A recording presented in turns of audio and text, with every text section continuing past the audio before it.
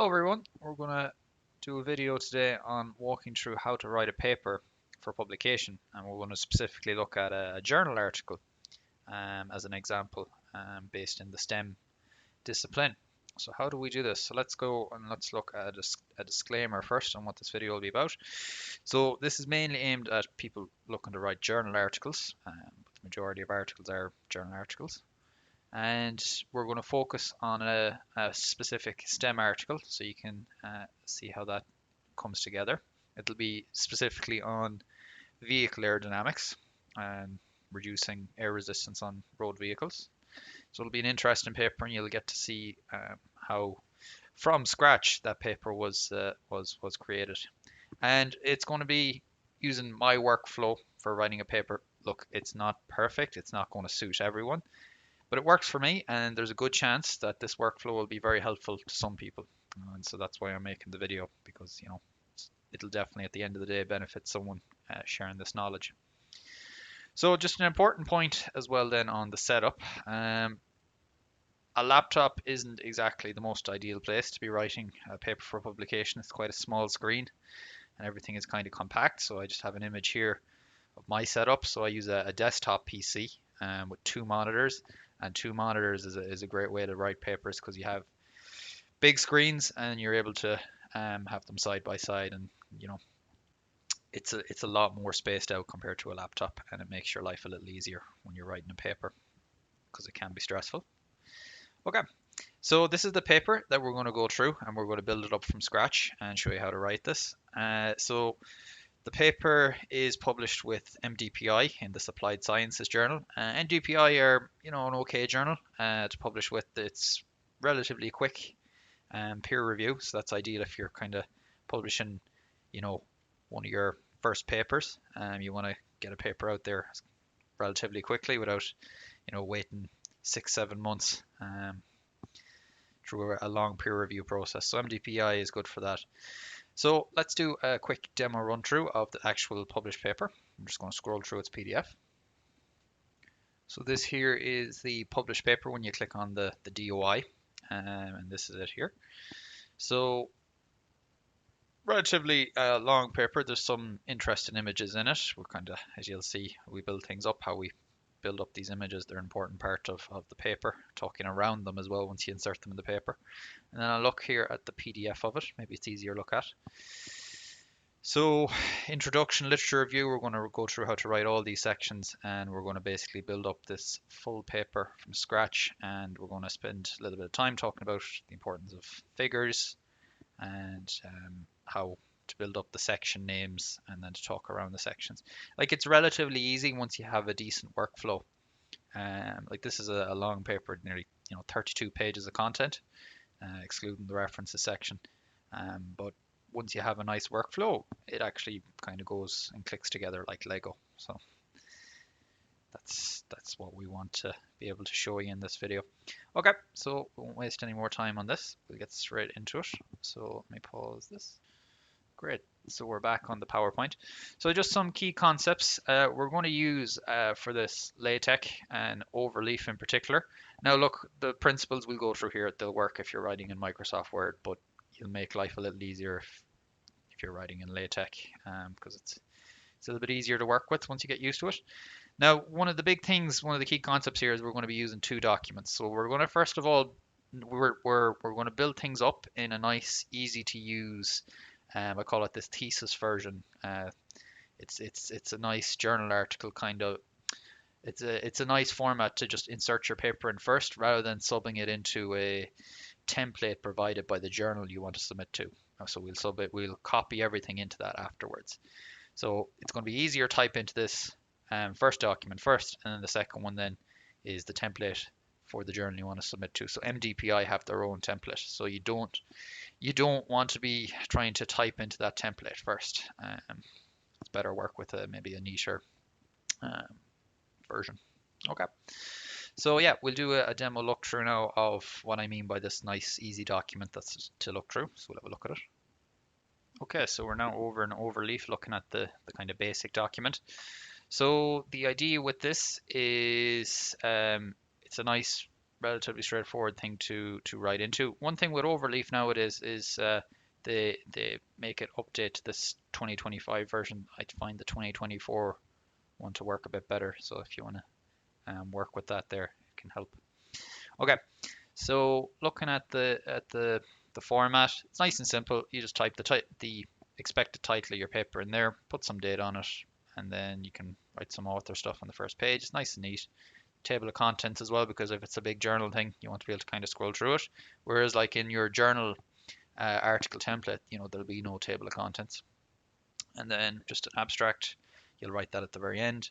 And then just some rough sections for what you're going to type into. So that's all it is. It's just nice, basic, um, easy to type into template. So I'll just scroll through this slowly just in case anyone wants anything from this here on the left, just so you could build this up yourself. It's only a short document, and then you can see down here, introduction, literature review. So we'll fill in the subsections in a second. That'll be a page in the PowerPoint. So, and then down here concludes then with the bibliography. Okay, so we'll go back to the PowerPoint. Great, so we've walked through a demo of what that main document we'll be typing into looks like. So kind of first steps, so you decide on, just a rough working title for your paper and then plan the structure. So section headings, they're like the skeleton of your paper. You need to spend a little bit of time thinking about them. Now your section headings, you'll come up with them based on the work that you want to include in your paper. So I just kind of talk about some general stuff here. You can do this for each section name. So I have a few points here. I usually use yellow paper to kind of plan out some of this stuff, but you can use a Word document as well. So here I am, I'm just talking about what the methodology section for this paper is going to include. I want to include a section talking about using tufts on a vehicle, some pressure measurement, measuring drag changes. So just kind of these will be specific to your paper. Just kind of fill them in here, and these will literally become section headings when you're putting them together. So your results section as well, this is a big section to plan. So you can see there's no subsection headings here. It's just one big section at the minute. So on paper, as you can see here in this Word document, I'm just roughly giving bullet points for everything I want to discuss. These were road measurements I went out and tested. I went out and worked, say, with a VW Golf with a black foam cavity. That will be a subsection, as you'll see here. So I'm just kind of roughly making bullet points on the things I want to include in the results. And all of these bullet points will turn into subsections in your document. And so you can see now the results section is now populated with headings. So this is the first. You don't want to go and just start writing an introduction. You want to make all your section headings first before you start typing a single word. Make sure you have a skeleton for what your paper is going to be. And that's what I done here. I sort of planned out what all the section headings were going to be based on the results I wanted to discuss in this paper. And yeah, so the results section had a lot of stuff here. There was more stuff on the pressure testing, and you see how surface pressure was a big subsection, and then these were small subsections like that. And there was also another bit. So that is literally what the results in this. Before I've typed a single word, I've planned the main structure of the paper. So that's how everything began. So remember, we started, it looked like this, and now it looks like this. So subsection headings first, based on a bullet point planning. Okay, get the headings right. Now we'll do just a demo of filling those in the LaTeX document, because we're going to build everything up here from literally a blank document to a full published paper. So we're going to bring everyone along. Okay, so we're back at our main document, which we're going to type in. So on my yellow paper in my Word document, I done the bullet points for everything I wanted to talk in each of these big sections. And so I came up with their names based on that. So my literature review, I want to split my literature review into talking about some specific stuff. So I want to talk about non-rear drag reduction devices and devices that go on the rear of the vehicle, and then some also general discussion. And then at the very end of my literature review, I want to do a paper overview. So you see, I'm basically making the skeleton of the paper there. Same as I went through with you there. Bullet points for my methodology section. And you just go with your subsection headings. Those labels don't need to be there. They're for later. We can label things up. And then what do we have here? So this is another methodology. So I split my methodology into two parts. And then this was the results section as we went through. There was a lot of planning in this. This was all the results we wanted to discuss. Um, so that was the drag change results section there. And then there's some pressure stuff here and some surface flow visualization. And then I have my conclusions and outlook. So yeah, so I made a plan here as well for my conclusions that I wanted to include also an outlook. So it's nice as well too when you're working like that looks messy enough there, you know, and that's gone like that because I don't have a clear page up here. Put a clear page to send that on to the next page. Cool. So yeah, you see there's a lot of sections. So that's why having a table of contents here is quite neat as the paper gets quite much longer. Whereas, you know, if you were typing this into a journal article template, you wouldn't have your table of contents. And, you know, these are easy click because it's got the URL package in it. Anyways, we'll keep building things up. I'll move away from this. Okay, so now we're going to talk about writing the introduction. So the introduction can be tricky if you're not kind of used to writing them. So there's a few things you can help to make life easier for yourself. So I recommend having the introduction and a literature review as separate sections. So a lot of people will write them all as just one introduction and they'll include their literature review as part of it, and that's fine. But I find it a little easier to make them into separate sections. So this is a snippet from the actual published paper, and you can see how I literally keep them as two distinct sections. The intro then, what does it become? It's more of like a general context thing. Like I'm defining what the problem the paper is looking at and how does it overall, why does that problem need to be solved? And whereas the literature review looks at how has it already been solved or tackled based on papers already published. So like for me, as this paper looks at reducing air resistance on vehicles, some of the intro will talk about stuff like the oil crisis in the 1970s, stuff like how the cost of fuel can vary, how we're all driving, you know, SUVs now and how they are not that great in terms of air resistance. You know, you're just generally setting the context and stuff here about like, you know, at the higher road speeds a vehicle's driving range, you know, goes to crap. So they're the intro. I'm still citing papers in the intro, but and I'm citing like news articles as well. But I'm just generally setting a context, and it's an easier thing to write. You're just kind of telling a bit of a story there, whereas your literature review now will be all heavy, you know, citation. This is a paper. This is a paper. This is a paper. You know, so I like to separate those things.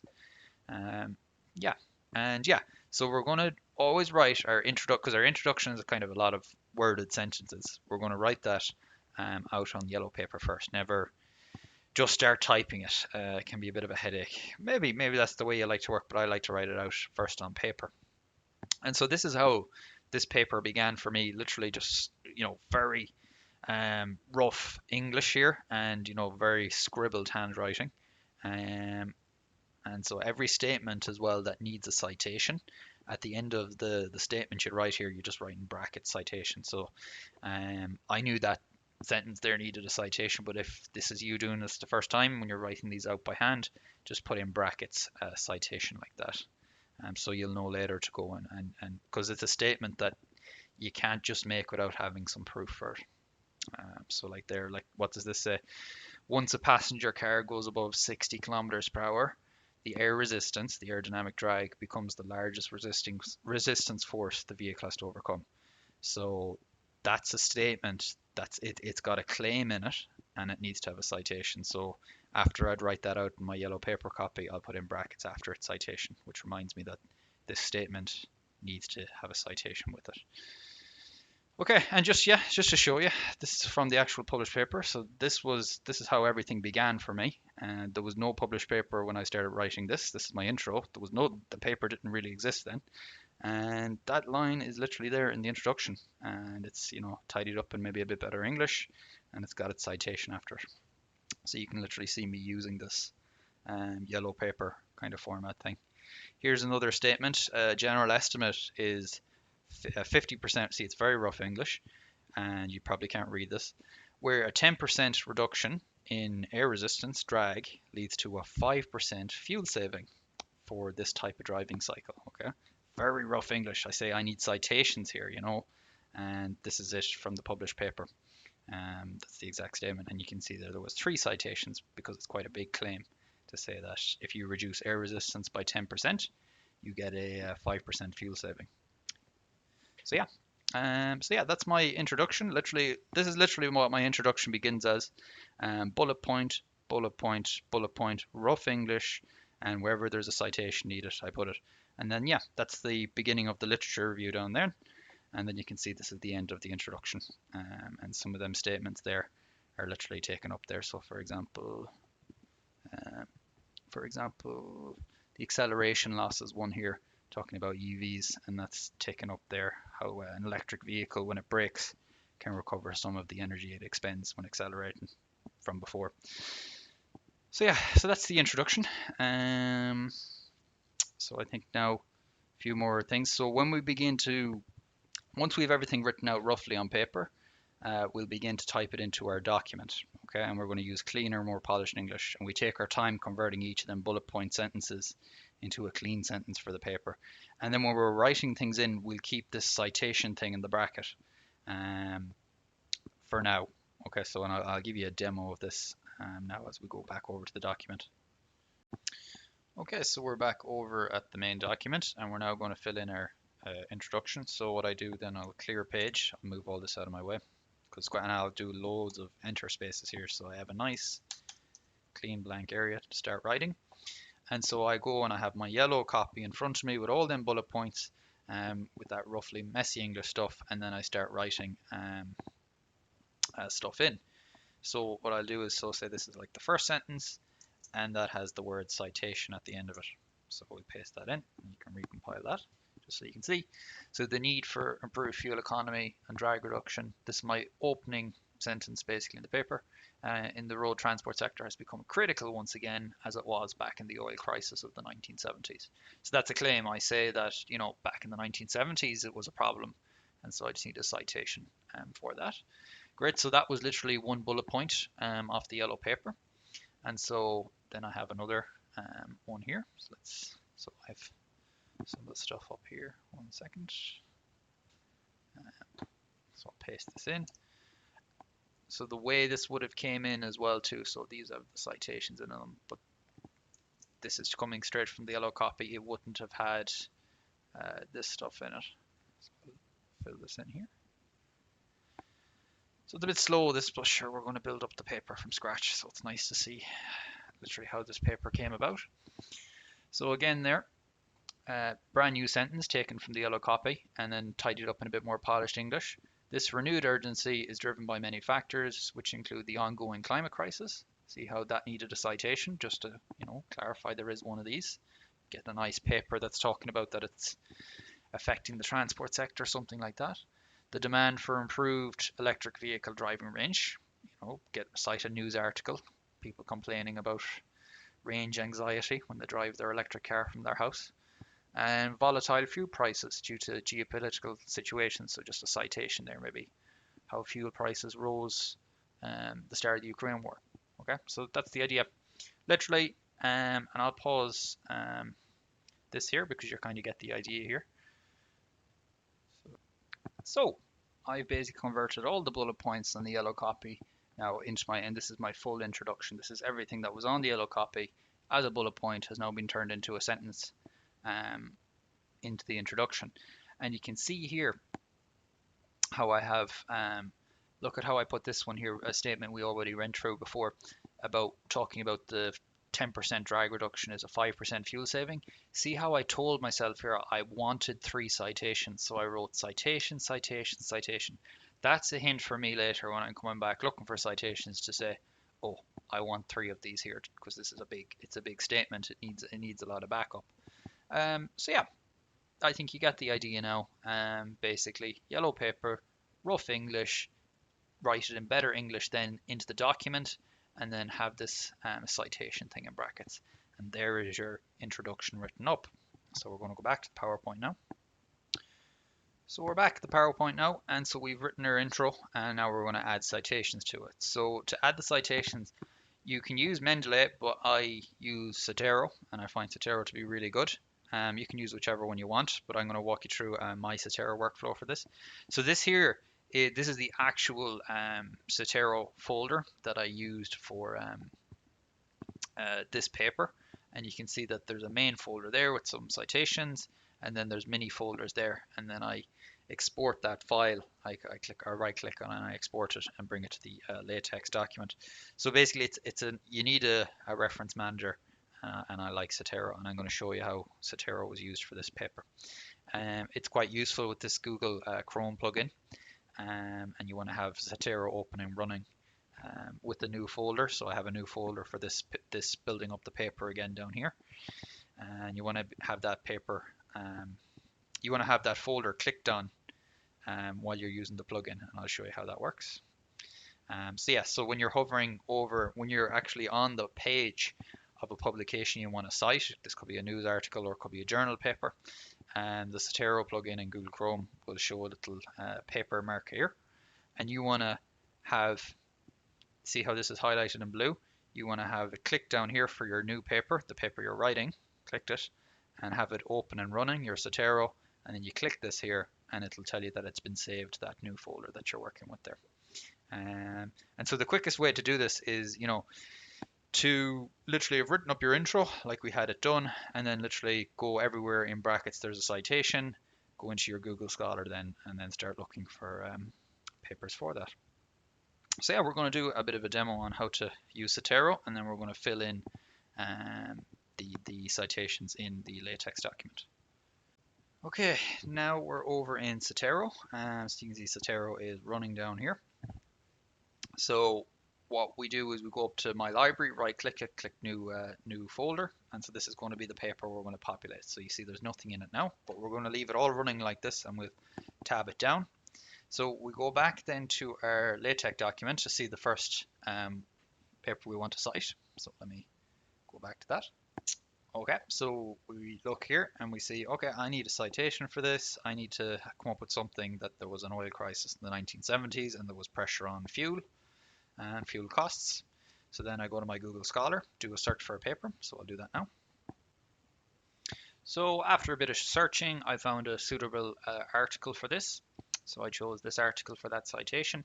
Now there's two ways you can cite this and get it into your Zotero.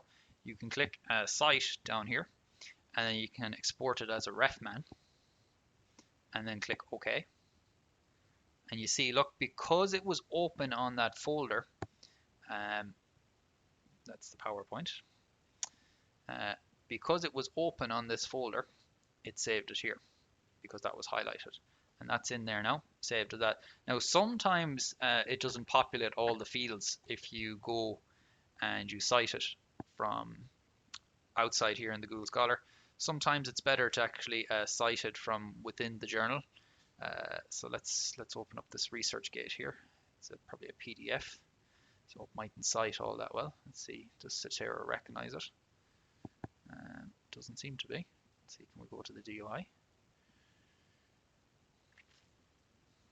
You see the plugin up here is changing, so let that load. I'll pause this until it loads. So that didn't open up that well, that one, so we're going to keep with just, so sometimes that happens, you can't actually get onto the home page where the thing is hosted, so that citing it from Google Scholar like I did before works pretty well when you're stuck in that scenario. But I'll give you the other example here using the plugin. So I could do this like the other one there, but I'm not going to do, see there's not that much populated there sometimes. But if you come in here and you click it up like that, and now you see the Zotero recognizes it as an article, you click that button and then it saves it there. And then if I go down here, you see now it's populated with there's way more information than if I just done it using the refman from the Google Scholar. And so that's how I'll do it. I'll go and I'll open up my introduction here, and everywhere I need a citation, I just go to the Google Scholar and I get myself a thing just like that, keep clicking the plugin thing up there or the refman thing, and then I get them all in one go like that. And then when I have them all saved, like that, let me pause this here, so I'll get them all together.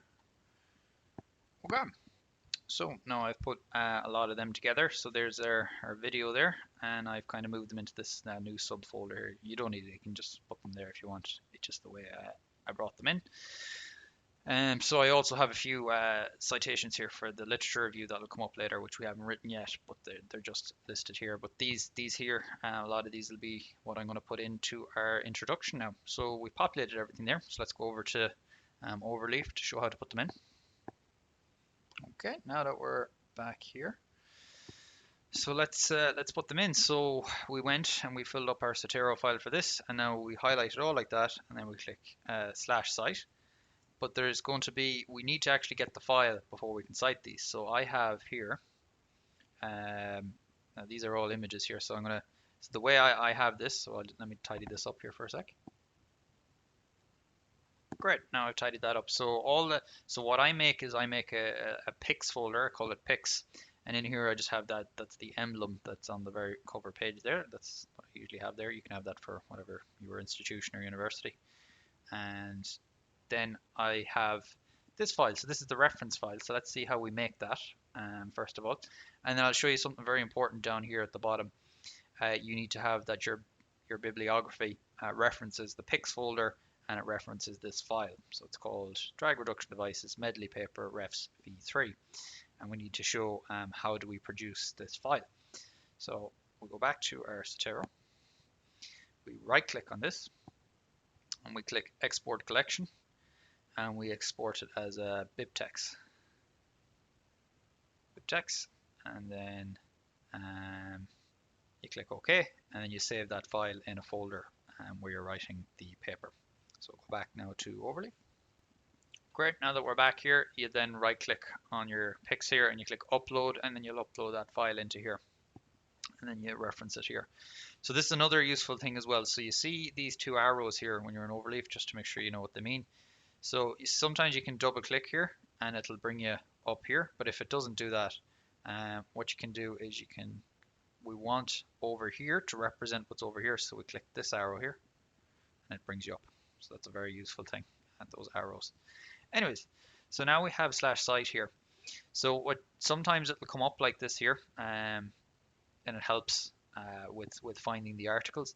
But you can just go into your Zotero and make sure you have the right one there, and you can also have a look at it here to make sure you're picking out the right ones. So I know this very first one here is supposed to have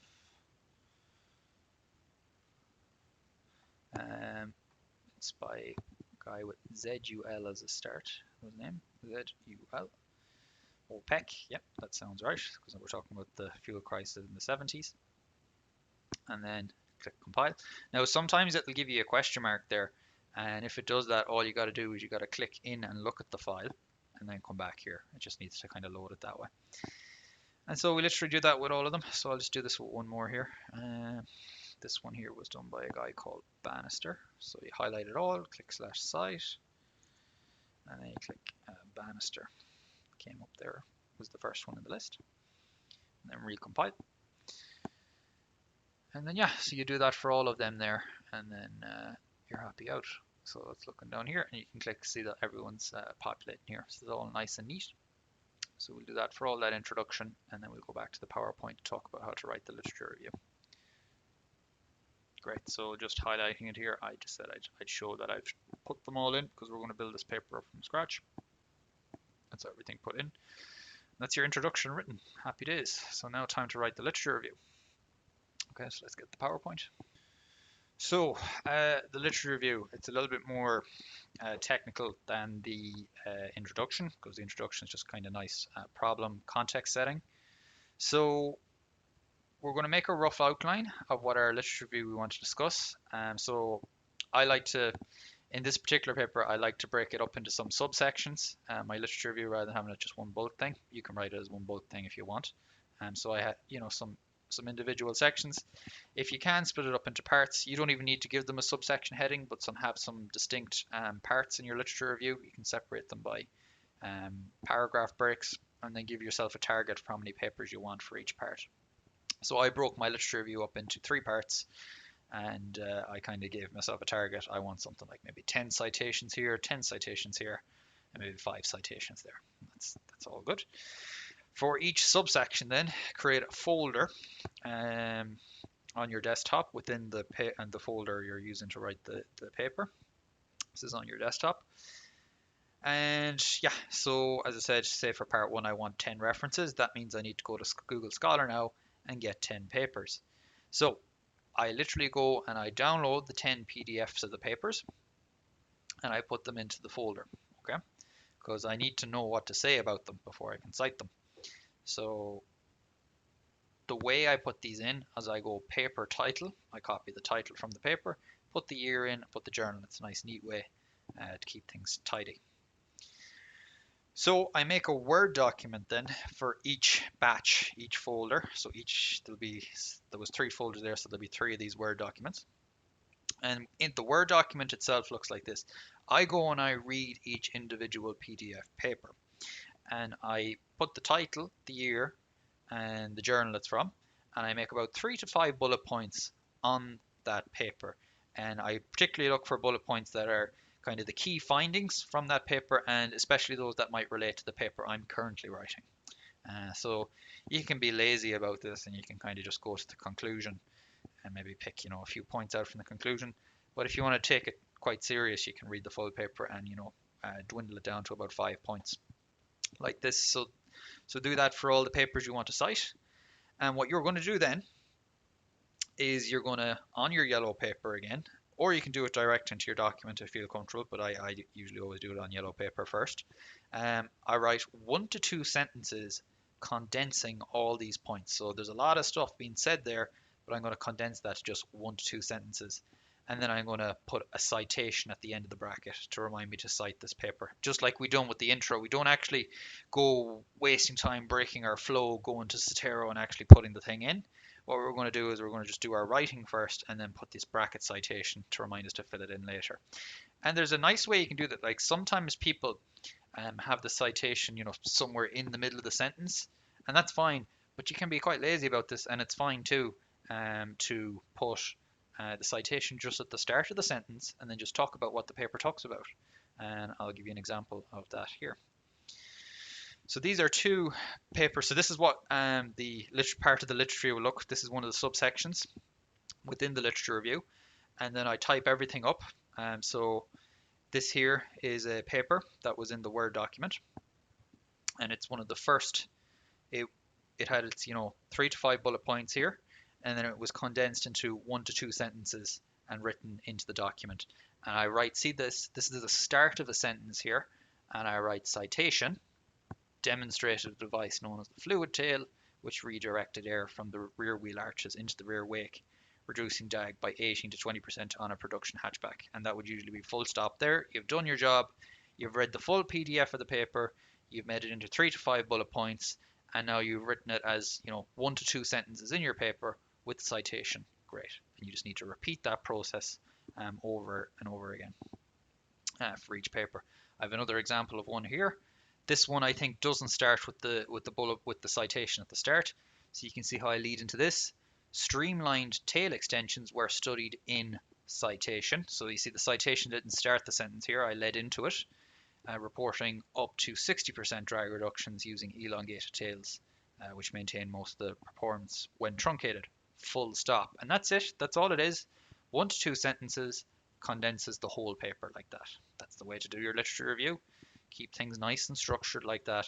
And then once everything is done, like I've done with the introduction, you write it all up like that.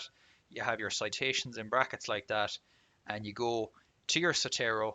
Every one of those PDFs, you make sure you get a citation for them in your Zotero.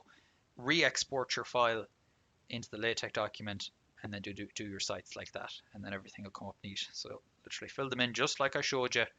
With the introduction, and then you click compile and look at what you got here. Look at your literature review coming together using the steps that I'm walking you through there. So it's not so much an overwhelming task anymore. It's just you're going step, step, step, and everything has come together nicely. Okay, so yeah, I'll just do a quick demo of filling in that literature review. It will take no time because we've already shown it at length with the introduction. Okay, so we're back at the document now. And we're going to do everything that I showed you kind of in that PowerPoint, and we're going to fill in our literature review here. So I'm going to make this fairly quick so again, give yourself loads of space here. You want to keep things nice and spaced out. Give yourself breathing room. Okay. So yeah, we're going to do that process, and I'll copy in what we had written. Great. So I've just copy and pasted in what we had spoke about there in the PowerPoint. And so this is me beginning now our more technical literature review section. And I kind of open it with just a kind of opening statement. There are a number of methods and techniques used by automakers to reduce air resistance on their vehicles. And then, however, this. So I just kind of give some general opening statement here. So this began my literature review just with some general opening talk. You don't need to do that. You can literally just go straight into your sections like down here. So this was one of the sections. Roof-mounted add-ons such as light bars, roof racks, signage can introduce drag penalties. Studies, bang, citation. Look at this here. Start of a sentence, citation, quantify the penalties. Another one here. Let's get another one where it starts the sentence. Similarly, comma, 22 found a 6.9%. You know, literally bullet point. Keep everything nice and spaced out. See at the end of this here, I just use a clear page. You know, give yourself breathing room. Don't have things on top of itself. We'll tidy all that up later when we put it into the journal article template. This is another section. This you can see this is very structured here where I'm just going citation showed this, 29 citation showed this, 32 measured this, 15 presented this. So you see it's very easy when you go about the structure like that. So just a few important points when you're writing your literature review. So as I said there, if you can, before you jump into the statements, just, you know, this is quite long here. I had a big long talk here, but you wanted maybe just have maybe a paragraph about this length, introducing what kind of papers you're going to look at in this literature review, then get straight into it, citing them. And then at the end of every section, if you can, give like a kind of a wrap-up statement. So you see this here. So like overall, these studies highlight that significant drag and fuel savings are realizable by putting stuff on the rear of a vehicle. So that statement there at the end of a conclusion like that at the end of your literature review, one of the subsections here is good to wrap up everything you spoke about and talked about there. I think I have another one here. See another overall based on this precedent, which discusses what was cited above there. So the final thing then to wrap up your literature review, and it's very important that your paper has this. If it doesn't, the peer reviewers will kind of snap at you and they'll make you include it. So at the very end of your literature review, you need to kind of talk about what the overall structure of the paper is going to be like. And this is easy enough to now because remember we've made the skeleton of our paper. We know the subsections from before we planned this out. So let me just walk you through how this is. So I have it here as a subsection heading. Again, you can make it as one big bold text, but it's easier and keep things in bite-sized chunks in their own subsections, in their own skeleton. So outline next is a detailed description of the road testing and CFD methodology. I'm just talking about what's coming up next. Following the outline, Following the outline of this methodology, a results section is then presented where I talk about measuring drag reduction results on 2 different vehicles. So that's talking about that we lead then into a results section. And then I say here, after that, I give a conclusion and an outlook about this, how the stuff can be future implemented in the wider transport sector, hence this section here. So at the end of your literature review, you talk about the structure of your paper in very high level language like this. Yeah, so that's there, that shouldn't be there. We were filling that in earlier. So that now is our, if we go and we look at what we've actually filled in, we have done our introduction, we have done our literature review, everything's all been subbed in as citations, and then we've built up our conclusion here in our literature review, and now we're ready to go into our methodology section, and we'll do a little talk about that over at the PowerPoint. Okay, so we're back in the PowerPoint and we're going to talk about our methodology section now. So as before, to get the ball rolling, we're going to do the subheadings. We're going to make the skeleton of our methodology section. So I have this split up into road testing methodology and CFD methodology, and you can see the sections that I planned out on yellow paper that were going to be included. Now, the first, your main process when you're filling in these sections is to put in equations, figures, and tables first. Okay, and so you can see I've done this here, and I'm going to go scroll back so you can see. Look at the governing equations here. There's nothing in it, and the very first thing I put into it is the equations. Okay, if there was figures and tables also in that section, I would put them in there as well. Okay, now what I do is I then talk around these equations and these figures. So let's have a look at that happening here. And then as before, before I just start, I don't just start typing into the document. I plan out what I'm going to say first in rough English on yellow paper. So look at this here. Um, equation 1 and 2. No, there's no text at the minute, and then I just start talking. So that sentence was developed based on me talking about the equations that I put in first. Continue to build it up. Another sentence that was planned on yellow paper that got into the main text like that. Keep it going. So you see what I'm doing? Put the equations, put the tables in first, and then talk about them. You're not talking just about random blank stuff. You're talking in detail about the equations, the figures, and the tables you put in. And that section, if you go and you look at the published paper, that is literally exactly as it shows up in the paper that was published. And that's how it was built up. Equations first, and then I talked around the equations. Okay, good. So just some other points then as well, too, that just general about your paper, but specific maybe to the methodology section.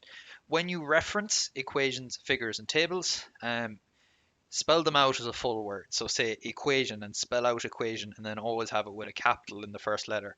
Try and avoid this EQ dot, FIG dot, and tab dot, for table. That's important. And another thing as well, every figure that you put in the paper, every table, everything that has its own number. Okay, so if I put a figure into the document and it's called figure 2, that has to be referenced in the main text somewhere. So for example, we see here this is equation 3.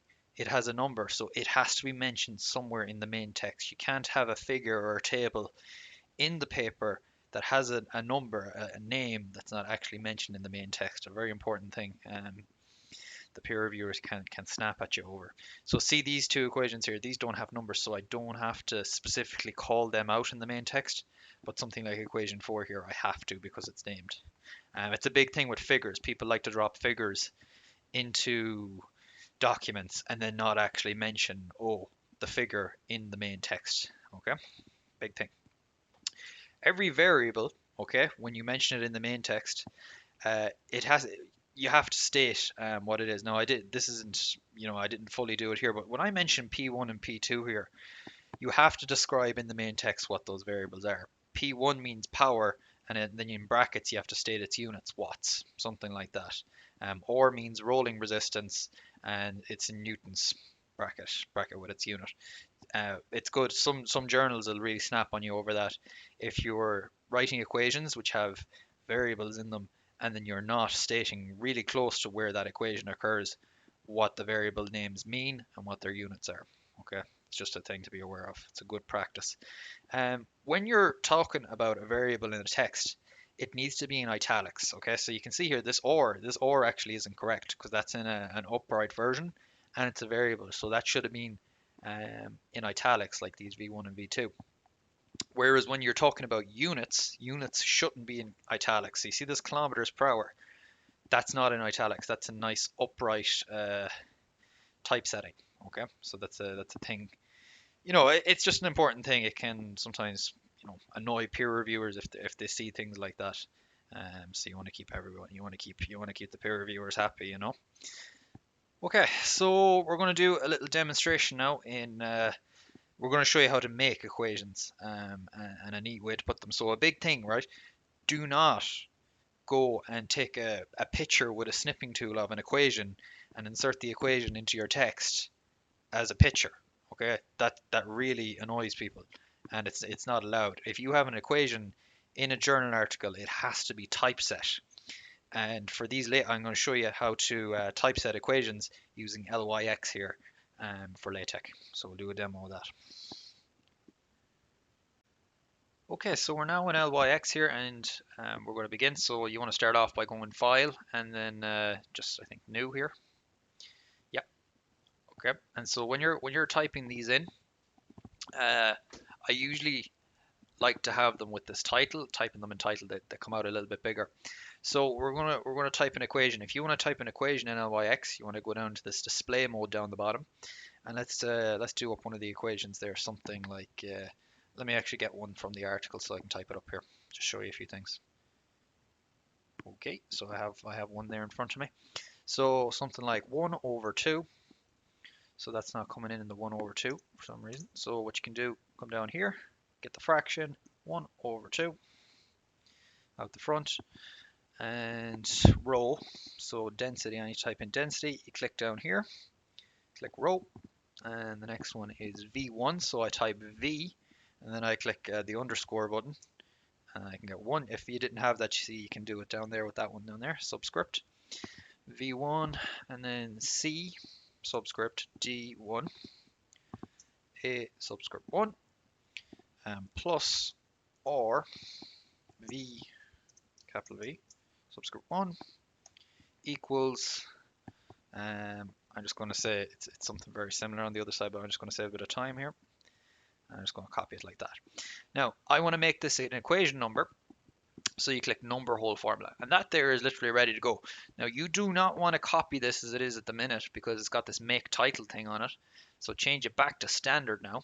See, it'll get a little bit smaller. That's why I wrote it in title. It's a bit neater. And then you literally copy that and you paste that into your LaTeX document, like I had before. So you click copy and then you paste that into the LaTeX, and you'll get the equation as it was shown there to you a second ago in the PowerPoint. And you do that for all your equations. LYX is very useful for this, and make sure to kind of save your document as you go along. Yeah, I might show as well too here how to make a table. I make my tables in LYX as well. So I'll pause this here and I'll get a table up so I can copy it.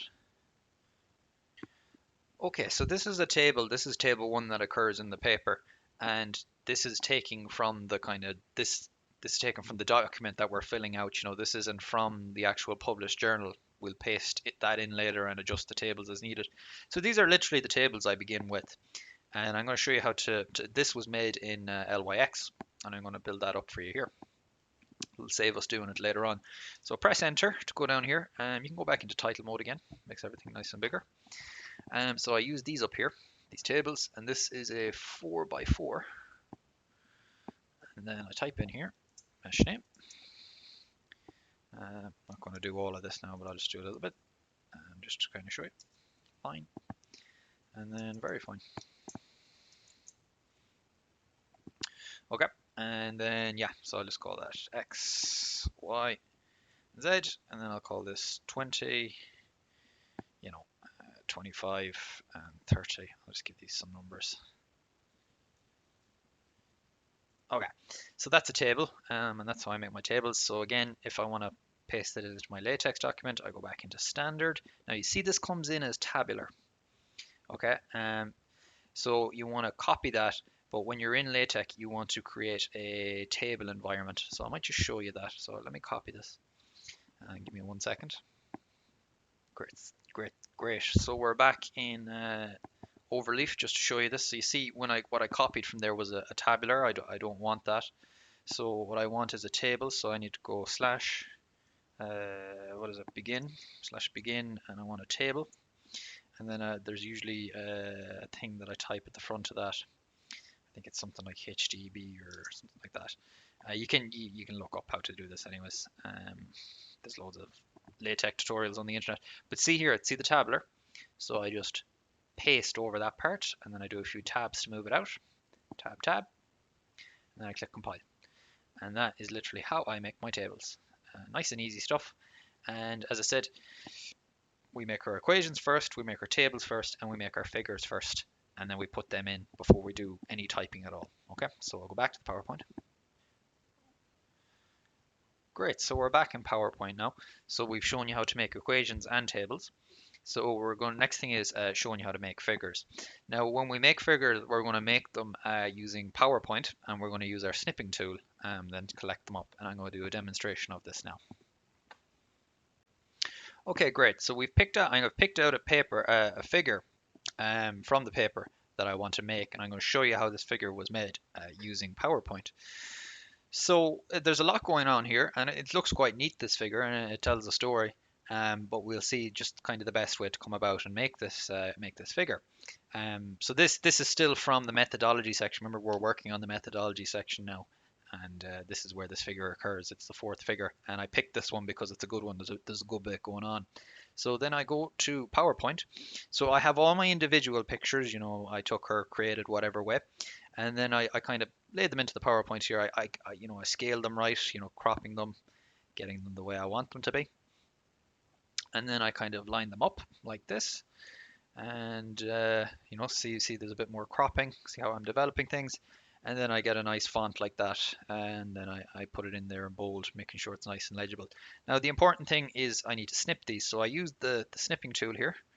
And I don't just snip them like this. Now, that's at the end of the day, that's a figure there, and it's not too bad. But what I do is I go into full screen mode. Let me have this open so I can show you. Go into full screen mode. Swap presenter view. Watch out for this down the bottom. See the bottom left here. Make sure they don't end up in your thing. They'll go away if you just move off the page. And then I click.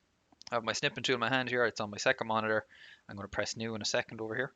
And yeah, see how the bottom came up there. I didn't want that to happen down the bottom. Let me do it again. So this is coming up. This is glitching for some reason down the bottom where the thing is coming up down there. So that doesn't usually happen. It's probably just because I'm recording. So then you want to move your snipping tool all the way up into the top left and drag it all the way down into the bottom right like that, and then release it. Now I'm going to stop it here just so you can see. And then that's your figure. And you click save on that and put it into a folder, and then bring it into your LaTeX document. And that's literally how I make all my figures. I make them in PowerPoint like this, putting them all together. It's a neat way to do it. And yeah, put in your tables, your figures, and your equations first into your sections before you do any writing. Okay, so let's get back to the PowerPoint. Okay, so we're back at the PowerPoint now. So because we've discussed how to make figures, tables, and equations, we're now ready to fill out all our methodology section. And I'm going to do a quick demo of filling out the whole thing. And I'm going to try and make this relatively quick so we don't waste much of your time. Okay, so we're going to go back to the overleaf document. Okay, so you'll remember this is where we are, literature review done, and we filled out a little bit of the beginning of the methodology section where, remember, we put these equations in first and then we talked around them, and then we have the rest to fill out here. So we'll go through this quickly. So this was a little bit of a section here in here where I put a little bit of text to kind of introduce this method. So there was no figure or equation that went in here. It was just a bit of text I wrote up on a yellow paper and put into a bit of clean English in here. So I'll paste that in. Great, so that's pasted in there, and I'll just recompile it so we see that it populates. Great, so you see it was just a paragraph I wrote out in yellow paper to just introduce what's going on before I hit the reader with the governing equations.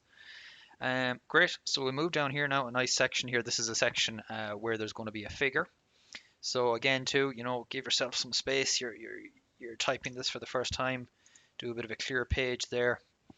Move it all down, and we can remove the clear page later. We can make it all look a little neater. So just do recompile. So this is how I fill out my sections, giving myself loads of room.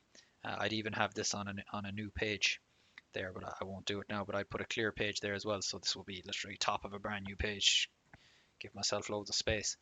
Okay, so this section begins with a figure. So I'm going to put it in.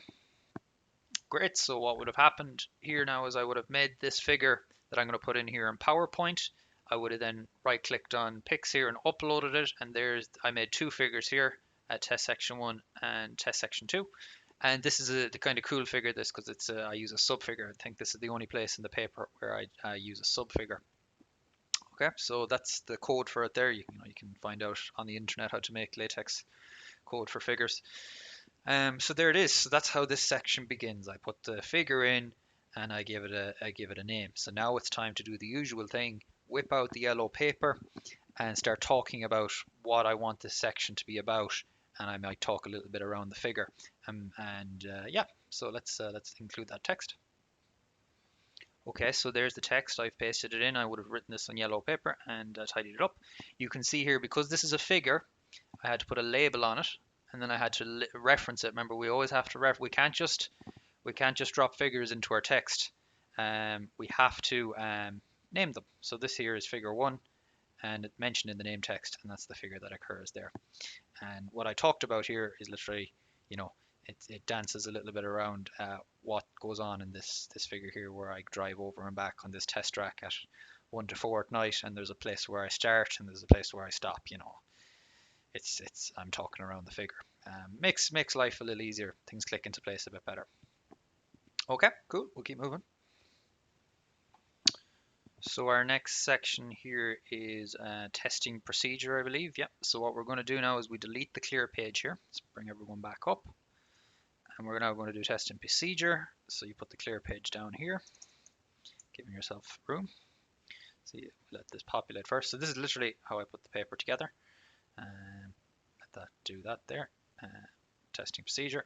Yeah. So I don't want I want that figure to go from before, so the document's been a little bit messy here. So I'll do a slash page break just before it, just to try tidy it up here. Yeah, something like that. That's fine for what I want to do here. So again, test and procedure and test vehicles. How am I going to begin this? I'm going to begin it with a figure. As per usual, I think this also has a label here that's needed for later. I'll just put it in there now. So let's populate this with my figure. Great, so in goes the code for my figure, and then from PowerPoint I made the figure and I uploaded it to the pics folder there. I click recompile, and in goes the figure. Great, and you see how I didn't, this actually is just one figure, whereas before for this up here I used the subfigure environment, which, I done that so I could keep these in very high quality, whereas I didn't need these to be in as high quality. So I was happy to just make them in PowerPoint, putting them beside one another like that, and then using the snipping tool to make them. Whereas I wanted each of these to be very high quality. So if I'd done that in PowerPoint, they'd have lost some of their quality if they were put side by side like that. So as I kept them as full figures, using the subfigure environment, it makes them higher quality. So the usual stuff, in goes the figure, and now it's time for me to get out the yellow paper and start talking about what I want to talk about here, which is the test vehicles and my test procedure. So I'll paste in the results from that. Great, so that's all that pasted in there. I would have written this up based on stuff. So let's click recompile here. And yeah, this will probably be the last example of this here. I'm just going to populate the full methodology for you here, because it's literally, I'm doing the same thing over and over again. I put in a figure, I talk around the figure, I always reference it in the main body text. And yeah, if there's any other discussion here. But this is, I don't write this from scratch. I plan this all out beforehand. Okay, so that's that part of the methodology done, and I'm going to populate the rest of this, because literally it's just me doing the exact same thing. Put in a figure or put in a table, and then talk around the table and the figure. Grand. So I'm going to paste all that in here, and then we'll have a look at it, and then we'll go back to the PowerPoint. Great, great. So I have pasted in and completed all the methodology section, just doing the repeat of what I had already just shown you there a few seconds ago. So let's just have a scroll through it just so you can see. So we've already populated some of this stuff. This is not new. So we scroll down to some of the newer stuff. So again, the way this would have began here, literally it would have started with a figure that was done in PowerPoint. Talk around what's in this image. There's a lot in that image to talk around. And don't see this here now. At the end of that, clear page onto a next section, giving myself loads of space. This document it doesn't have to be really neat, because we're going to paste from here into the journal article later. This is just for you, making your life a little easier. Remember, we built this figure up in PowerPoint. That went in first.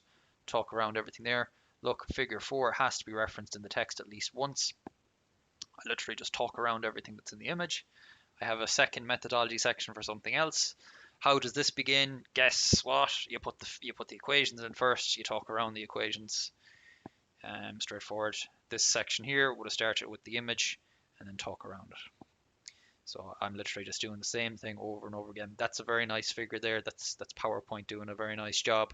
So that's its own image. That's its own image just pasted in on the same slide, and that's literally the stuff in PowerPoint where you can make like shapes and have a thick outline and then no fill on the inside. A nice simple way to make images. And you see figure 6 is referenced at least once in the text. Just some other comments here. See how the units are upright. Units are upright, and I don't see any variables there to have them sideways. When you're mentioning something first as well, always spell it out like that, and then have its abbreviation in brackets. That's straightforward stuff. Okay, so keep moving along here.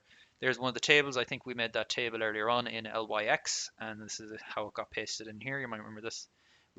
This is the thing here. We put the exclamation mark at the beginning, and then HTBP. I mentioned that earlier. I don't think I wrote it out correctly. But that's literally just out of LYX. In this section here, the table would have been put in first, and literally if you read that text there, it's literally just me talking about what's in the table. And then I conclude my methodology section here with a validation section. And I just make some comments and I point to another reference.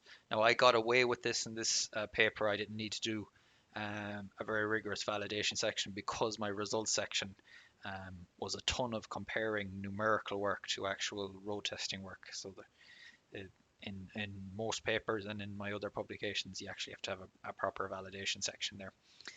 Great, so that there is the methodology section fully finished. I'm going to go to PowerPoint now to just go through 2 more slides, just discuss something extra about the methodology section, and then we're going to do results section and conclusion, and we're done. Great, so we're back in PowerPoint, and we finished off that demo. So just some additional notes. The order of your methodology matters. Now this is, specific to whatever discipline you're in, but for certain STEM engineering papers, I'll just give you an example of what the methodology, it has a specific order that you kind of have to follow. You would usually have a verification and then a validation at the very end of your methodology section. You wouldn't, for example, have the validation in the middle of it and then go talking about methods after it. This is a kind of standard enough order, and you'll annoy peer reviewers if there's a certain order in your discipline, the way the methodology is meant to be laid out, and you are not doing that properly, so don't annoy them. So the theory section would usually go first, and then maybe a talk about something like techniques and what's your research design, your methods, and so that's just how it looks generally for me in an engineering field. It might look a little different for the field you're in. Just a final note then on the validation section. This is just based on some experience I ran into. Your validation study / case, it must be appropriate, and you should, if your study is, for example, I published a paper on looking at what happens to the air resistance on a vehicle when you put a flatbed trailer on its tow bar. How much does the air resistance go up, etc. And so that paper needed a validation section. Now I didn't have a trailer that I could go and do some road testing on and confirm that my numerical predictions match what I'm getting on the road, and I didn't have access to a big full-scale wind tunnel to do this. Whereas, I did have access to something like a taxi sign here I could put on the roof of the car, and I can absolutely do some numerical predictions at what's going to happen with this on the roof of the car, and I can get my road testing to match up really well between the numerical and the actual experimental data. But them cases are not the same. Me putting a taxi sign on the roof of a car is not the same as me putting a trailer on the back of the car. Okay? And the peer reviewers will just say the cases don't match. And so that wouldn't work for that. That would basically be sent back to me. I'll have to come up with another validation section. And in this actual paper, this is what I used. Mercedes-Benz, they'd done a little bit of tests with their cars by putting these flatbed trailers on the tow bar and seeing how much the air resistance goes up. So what I had to do is I had to go and do some CAD modeling of the vehicles they had tested and run it through my numerical prediction system and get a good match that way. So the cases here match with what that paper was doing, whereas it wouldn't have been appropriate go looking at roof add-ons when the paper is predicting what happens with trailers. It's something I ran into, and it's a bit of knowledge to share with people. Could be helpful to some, probably to many it's not helpful, but it's there anyways. Okay, so that's that. I think that covers us for the methodology. Great. So we're on to the results section now, and you'll be happy to hear that there is not a whole lot new to learn here, and we're going to just show you literally how I made my results section based on the techniques I already showed you, literally like Lego, just clicking section upon section upon section together, and when it's all done, you have a fully completed results section. So let's do a demo of this. Okay, we're back on the overleaf document. So we're ready to start filling in the results section. So what I'm before I so as I say, I'm going to literally do each one of these, and you're going to see it. They're going to be so simple. I'm just going to literally put in a figure. I'm going to put in a table, and I'm going to talk around the figure in the table. I think there's maybe one or two sections where I put in two figures, and then I of course just talk about that. But before I begin the results section, I have a little area here that I have some text to talk about, just to introduce what this drag changes results section is about. See, this is called on-road drag change measurement, whereas I have surface pressure measurements in another section. So I just do a little discussion here, and I'll paste it in. And this would have been pre-prepped on the yellow paper first. Okay, so that's it written in there. It's just, it talks about a bit of stuff from the methodology, how it's going to be used here. It's just a bit of a lead-in conversation. And I have a little bit of a clear page at the end of it here, just to separate it. So you'll see as it compiles here, there was no figures. That's referencing a table. There's question marks there, so that's a table that hasn't come up just yet. So I'll paste that table in, and that question mark will no longer be there. Yeah, and so I had a section on a label for it. If I just click this here, you see this brings me back to a section I'd labeled before. And you see I have the section label in on it. That's why it pulls me there. Okay, and you can see this down here in the bottom left, very useful way to move around the place. This is all really easy to move around, because remember at the beginning, what's the first thing we do? We put in our skeleton, our subsections, and we can move through things quite easily. Then helps us a lot. Okay, and then using the arrows as well. Look, I'm here, and I want to go back to this part in the PDF, and then I just click the top arrow to go to that location. It brings me to it there. Great, so that's my lead in text, and now we're on to the van with the inflatable triple cavity. So the usual thing, you make loads of room. Make loads of room for yourself, and you might have a little bit of a clear page there. And now we're going to put in a figure. Now this is one of the sections, the subsections, that has two figures and a table. So I'm going to go put the code in for them, and then we're going to compile it. Great, so all I've done, so I haven't written a single bit of text. I haven't even used the yellow paper yet to plan out what I'm going to talk about in this section. I just had some results that I captured on the road, and I went into PowerPoint and I made two figures, and I made a table based on the numerical results.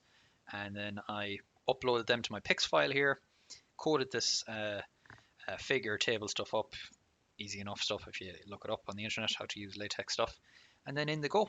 And guess what I'm going to do? I'm going to just talk around what's going on in this figure, and what the results are in the table, and then what's also going on in this last figure. So this is just discussing some of the numerical results and the numerical inflatable thing that was on the back of the van compared to the road tested inflatable thing that was on the back of the van.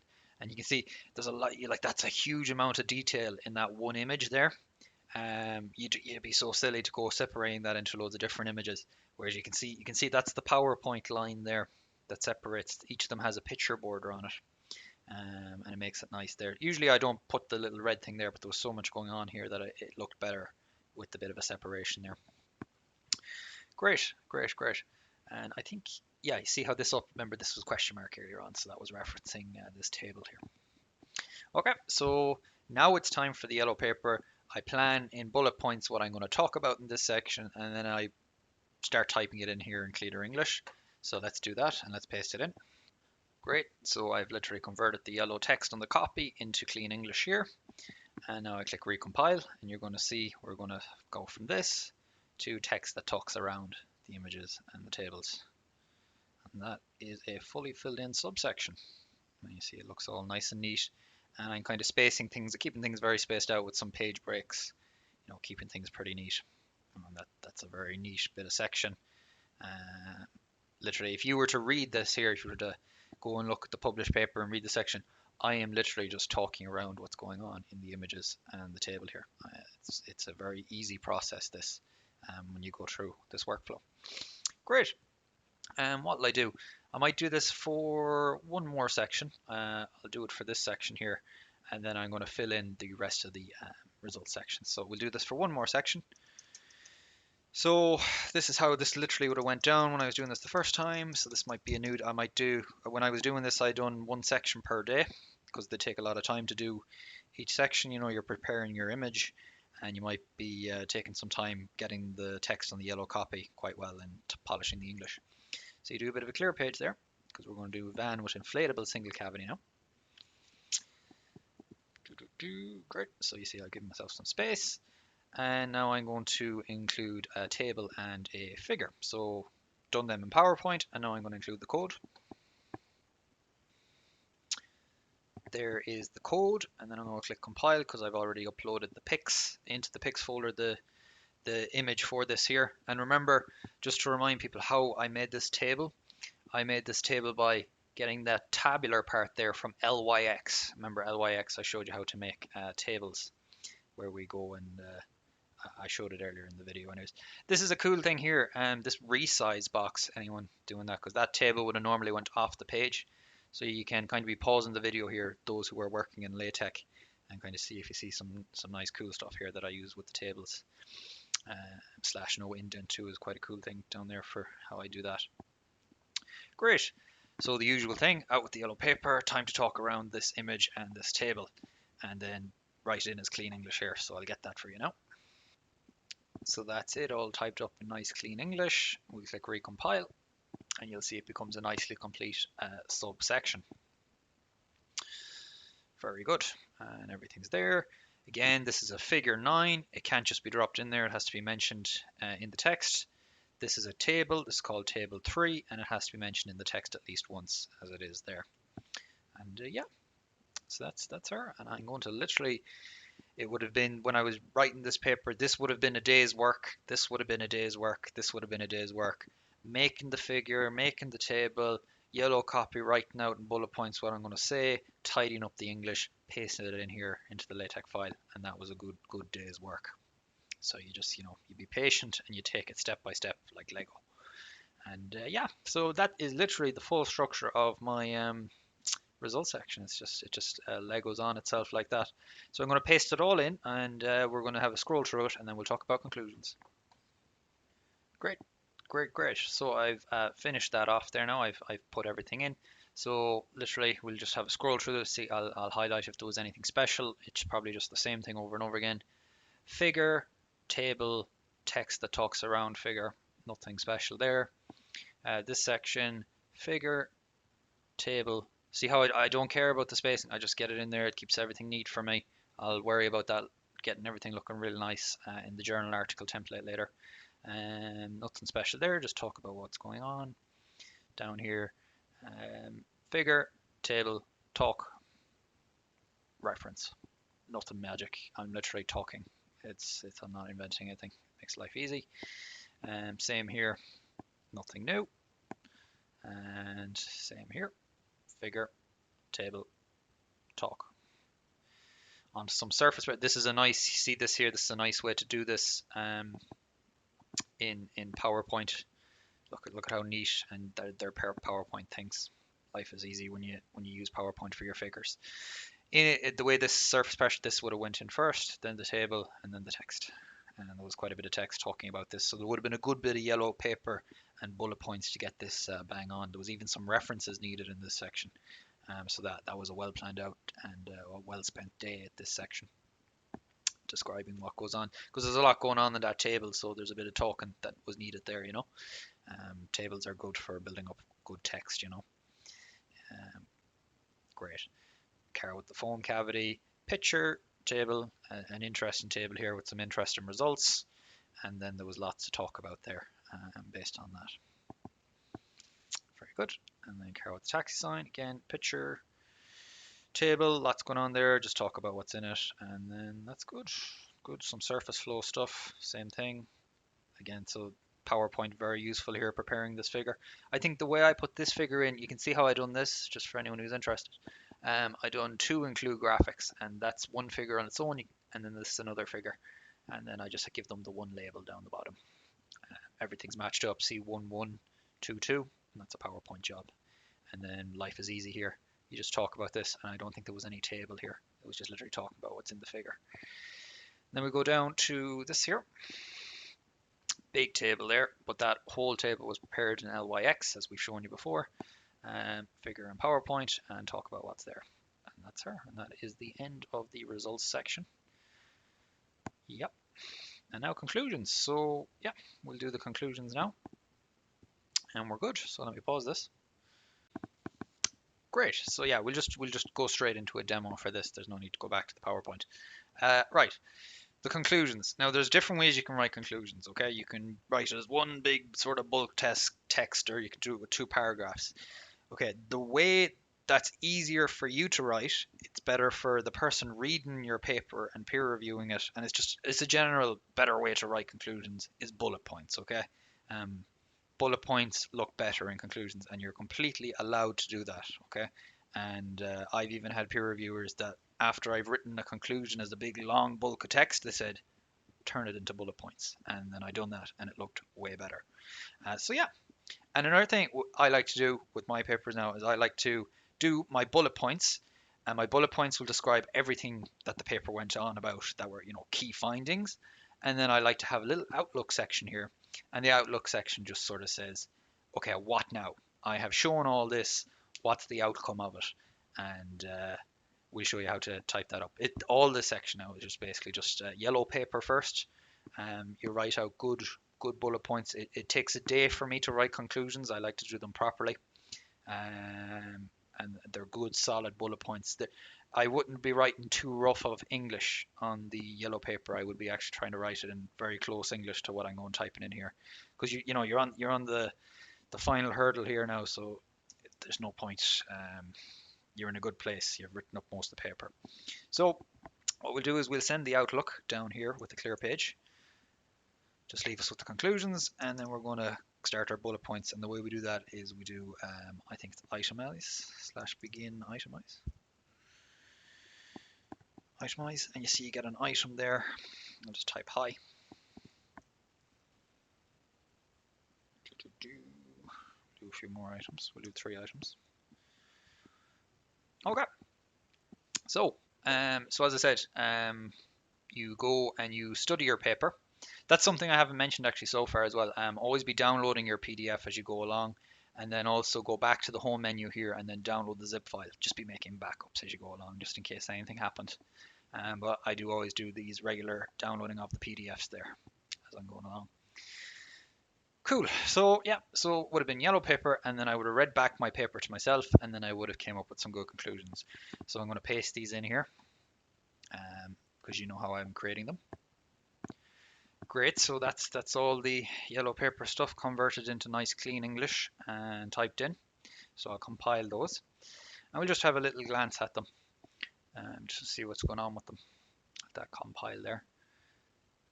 Okay. So you can see here, you're literally allowed to do this. A conclusion like this is actually the way to do it as well. In a long paper like this, it makes life easier for the reader. I just talk about, I'll read one of these out, but it's good to have them as bullet points. And then yeah, I think there was how many bullet points? 1, 2, 3, 4, 5, 6, 7. So I'll read which one I'll pick. I'll read this one. Road testing with a foam cavity device, VW Golf, to reduce drag by nearly 20%. That was one of the findings in the paper. And then there was base pressure increases on the rear of the vehicle, because that big black foam cavity device you might have seen in one of the pictures got nearly a 50% rise. That was in one of the tables. And the order as well of my points as well are as they occur in the paper. So you might remember at the very beginning there, I had a van with it was like a triple layer inflatable thing. So that began the discussion, and then it went to a van with something like a single cavity thing. And then I made some discussions then on the inflatables. And then down here, remember there was a pressure section, and I start talking about the pressure stuff now. And you remember there was a taxi sign with a roof ramp thing. So the order of the bullet points matches the order at which they appear in the paper. And then at the very end up here, there's a thing with the platooning study, and that makes up my final bullet point here in the conclusion. Um, Using 2 passenger cars fitted with a triple cavity device, and the benefits were found to stack. Nice clean English. Okay, and so that is the conclusion of the paper. You could absolutely leave it like that, but nowadays I do like to, um, people would say, what so? You've done all this work, you've made all these conclusions, what now? And that's where an outlook is quite nice, to just say, well, I've done all this, and this is what this should mean for the future. So let's I went to the yellow paper and I wrote up 2 nice clean paragraphs to say, the what if, to answer the what if, and I'll paste them in here for you. Great, so they're pasted in there, and I'll get rid of this clear page. There's no need for it because it's going to pick up from here. Another way, so you can use new paragraphs with 4 backslashes like that, but you can also do it with a V space like that of 2 mil. It's another neat way of doing a paragraph. And so yeah, that is the end of the paper basically. I'll just highlight what I talked about here. I just mentioned some Outlook stuff here where I talked about, the EU regulations allow you to, they don't stop you putting on the mad things that I put on the back of the cars in this paper. It's completely legal. And yeah, there's these appendable devices where I click them on the back of the vehicle are bridge technology until the automakers, are sort of, for whatever reasons, are made to do them themselves, or whatever. So yeah, I'm not going to go in too much into it because you mightn't be following too much of the context of all this kind of madness here. So yeah, the outlook just explains this is the future if what I've discussed here gets followed. So that is the paper, and then at the very end, then you can have some other sections. So I might pop over to the PowerPoint now. I'll just pause this here. We've basically completed the paper. Yeah, that's it there. I just have one more point to add. So you can come down here and scroll down through your references, making sure they're all nice and neat. See, that one's gone off the page there. So again, you don't want to spend too much time trying to fix them in this document. It's when you put them into the journal template in a sec where you'll spend the time kind of fixing them up. So yeah, I wouldn't waste too much time here clicking on these just yet, making sure they work. We'll look after that later when we bring them into the journal template.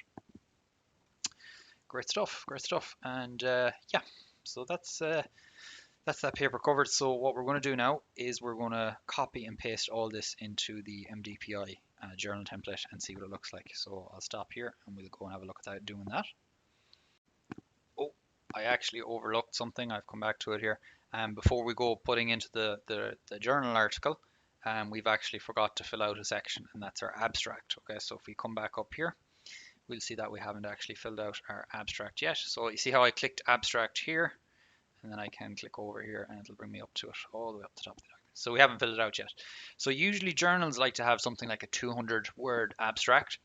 Now, what I've been doing lately is when I write a paper and it's time for an abstract, I don't bother writing it. I let ChatGPT do that. I've basically spent all the time writing the paper that there's no need for me to kind of stress out about having to write a 200-word thing that captures all the paper perfectly, when we have good AI tools for doing that now. So you've done the hard work of writing the paper. It's best get something else to do the abstract for you. Save yourself a bit of time. So I'll show you how this works. So when we're writing the abstract, we just literally copy our conclusion and the outlook, and we put that into ChatGPT. Maybe not so much the outlook. You want to just mainly get the conclusion parts here. ChatGPT is happy with the LaTeX code, so that shouldn't be an issue. So I'm going to just copy that. We'll go over to ChatGPT. Great, so we're over here now. So you can use whichever model you want. It's all pretty much the same. We're doing a basic enough task. So just paste it all in there and say to it, just explain to it what you're doing.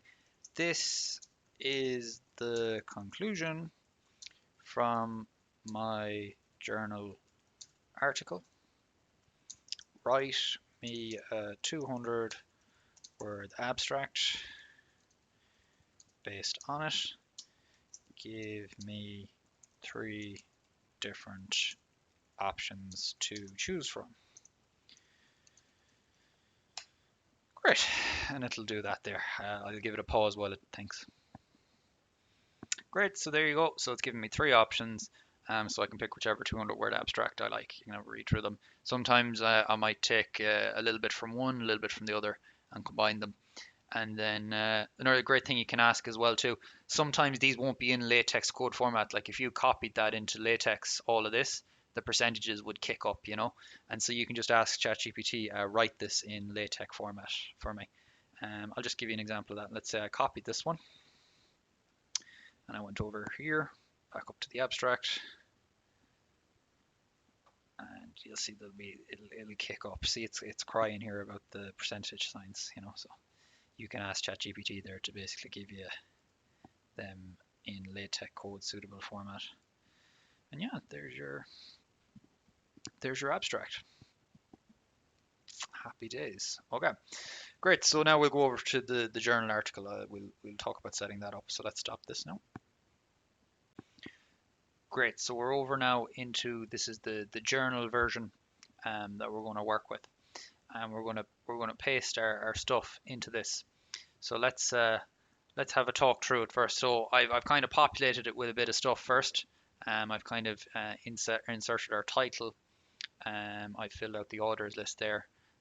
So you know it's a journal template. It has a few bits and bobs that you to fill in. So I filled out the keywords. Just a big important part of the paper. So all of these I'm going to basically just be copying in from the first document that we typed into.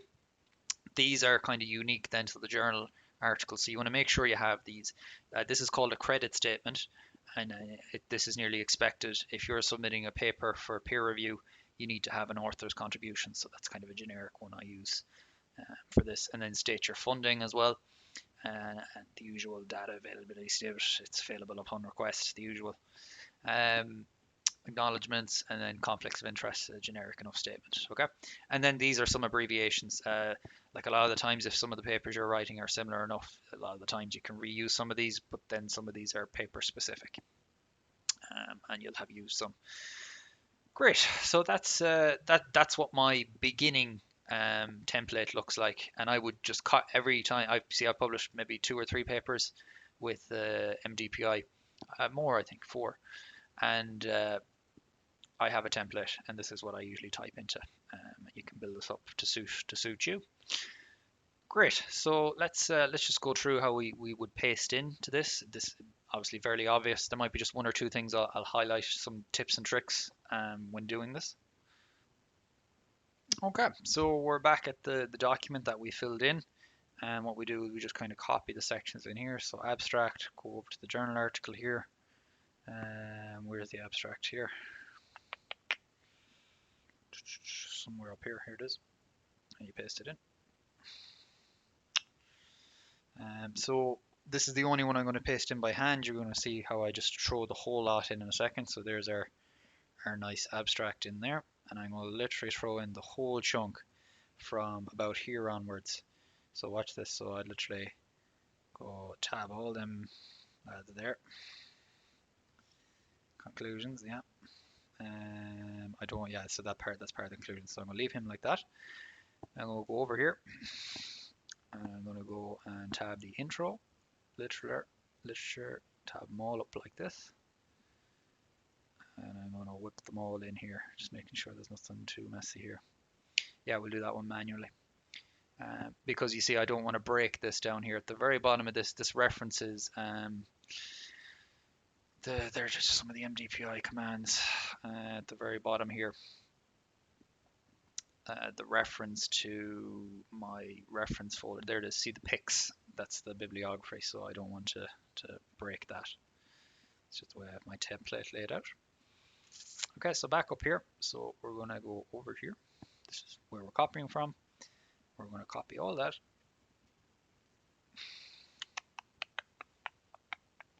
And then that's her.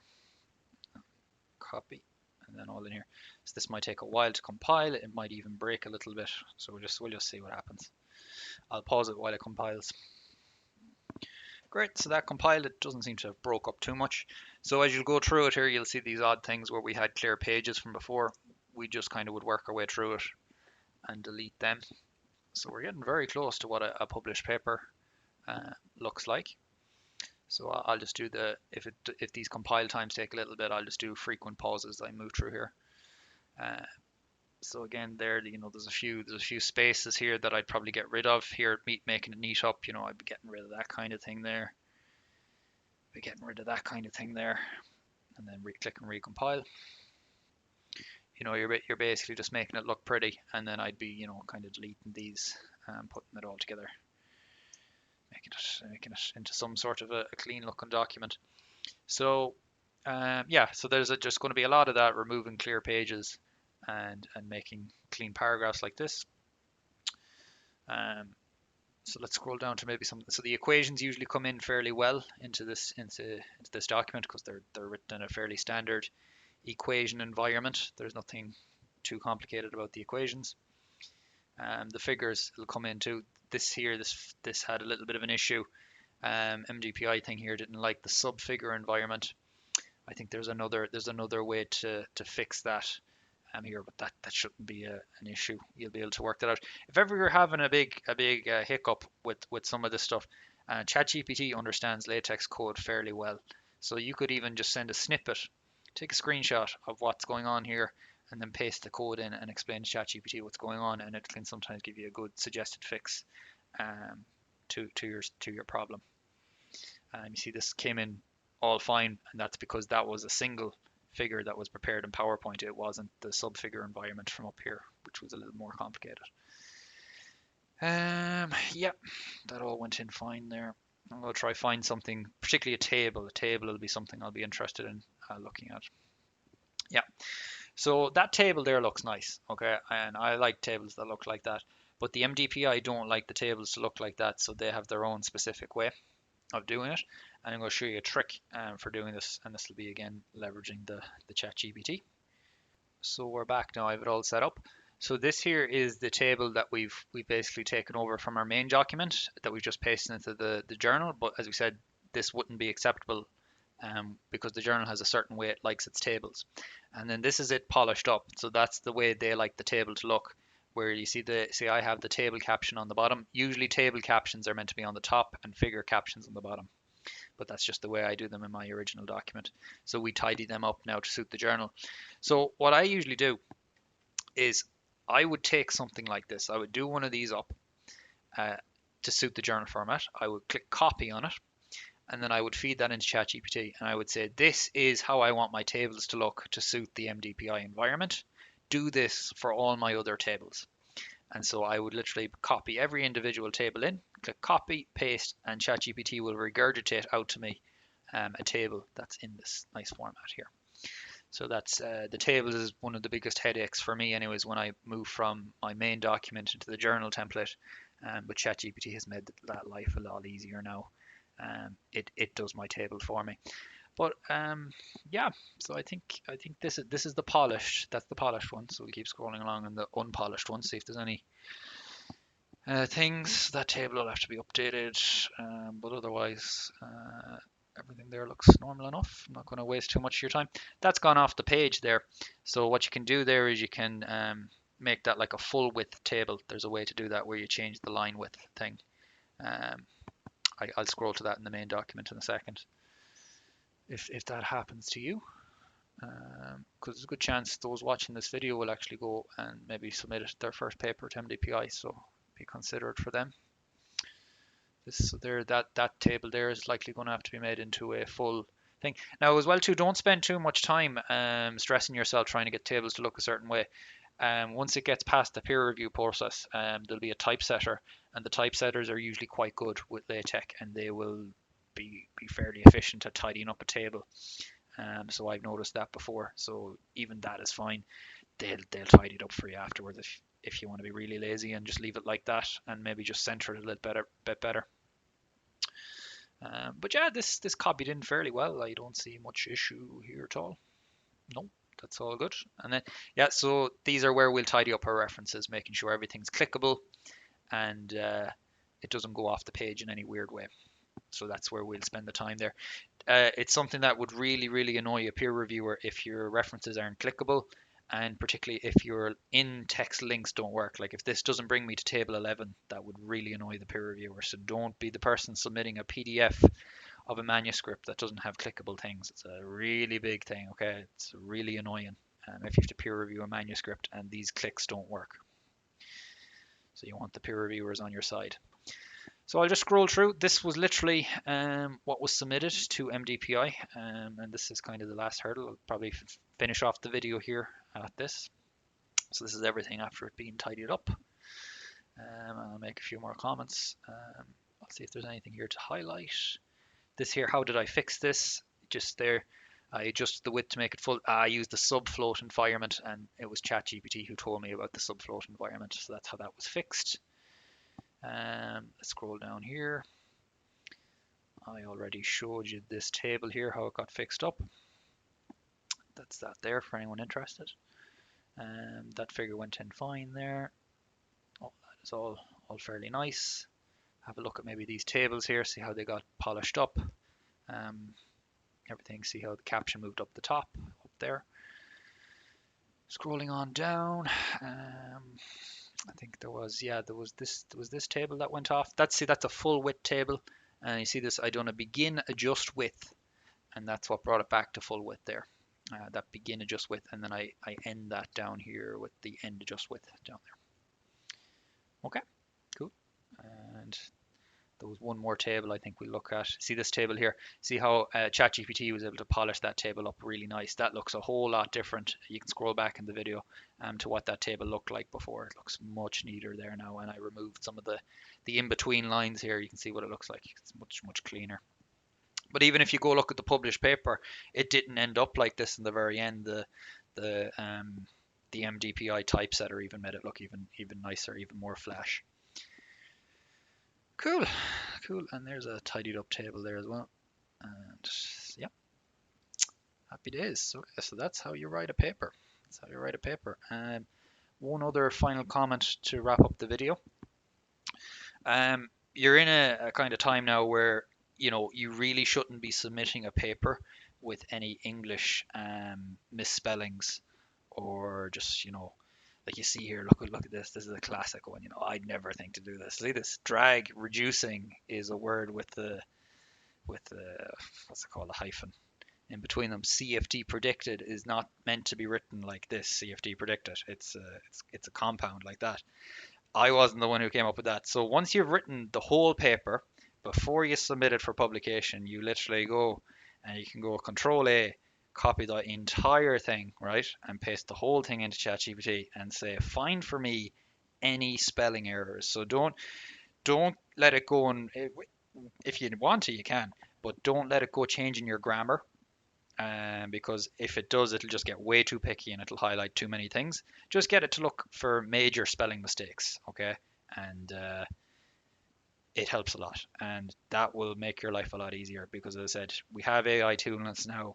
Don't be annoying peer reviewers by sending them out manuscripts that have spelling errors or really bad grammar errors, And the ChatGPT, all you do is Control A, paste it into it, and it'll highlight them for you. And you can then come back to your document to make the changes. Because I literally had a peer reviewer on a paper there recently, and they said there was, I think, one or two spelling errors in it, and they were like, why didn't you use an AI tool to get rid of these? Why am I having to suggest these? So it's nearly expected now, that once you've fully written up the paper yourself, and you've included all the main technical content, and you've written it up in your own tone and language, absolutely send it into the AI tool to get the spelling corrections, because at the end of the day, you're using it in the same way Microsoft Word underneath a misspelling, it has the blue line and the red line in Microsoft Word. You're just using your ChatGPT to do the same thing. Okay, so we'll conclude the video there, and I hope this helped some people. This is how I write papers. At the end of the day, there'll be some people who'll benefit from this, and they'll say, great, that's a great method. I'll kind of do this myself, where I'll put it all together as Lego, the way this fella is doing, and it'll help someone. Look, this mightn't have helped you, and it's not for everyone in that way. So if this did benefit you, leave a nice comment, leave a like. It took a bit of time to put this together, and if it didn't benefit you, I'm sorry. Just kind of don't give me too much hate. I done my best. Okay, right. Thanks for listening. Best of luck, everyone. Hope everything goes well with your publications. Bye now.